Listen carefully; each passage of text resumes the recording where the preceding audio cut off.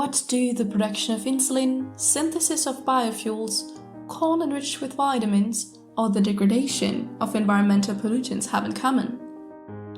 It might be hard to recognize at first sight. However, those processes can all be performed by genetically engineered organisms. The field of research behind genetic modification is called synthetic biology. It offers a huge variety of possibilities for today's society. But how does genetic engineering work?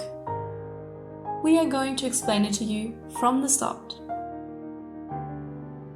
Every organism on our planet contains its own blueprint, the DNA, a universal code that is structured in the form of genes and can be translated to produce a variety of biomolecules in living organisms.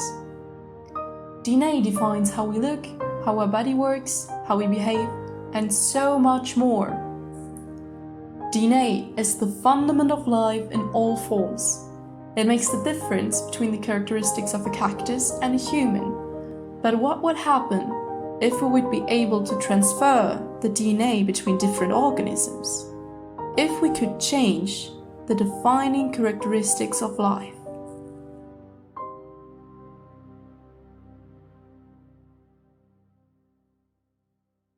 This, precisely, is one of the main questions for synthetic biologists.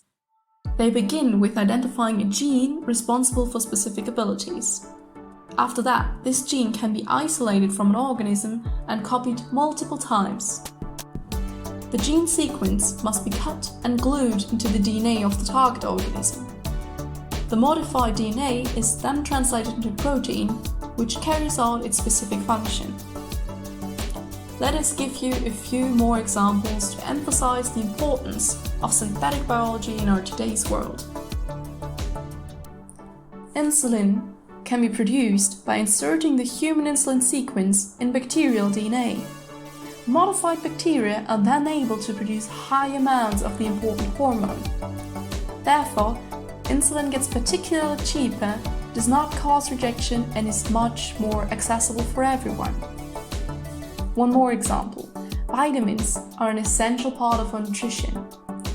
The nutrition of certain developmental countries is mainly based on rice. Unfortunately, a rice-based diet causes a lack of vitamin A, which results in many deficiencies. Scientists genetically modified rice plants by inducing genes for vitamin A, synthesizing the golden rice. The number of vitamin A deficiencies thereby decreased significantly. What makes synthetic biology unique is the aspect of engineering.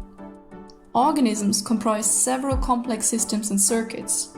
These systems are based on different building blocks, which can be reorganized and recombined in synthetic biology. Engineering allows us to create new reaction cascades or artificial regulatory mechanisms in cells with completely new functions. As scientists, we can therefore optimize our work. We share our building blocks with other research groups to contribute to progress in genetic engineering. As we could see now, the imagination knows no limits in synthetic biology. So continue watching our videos to find out more about genetic modification.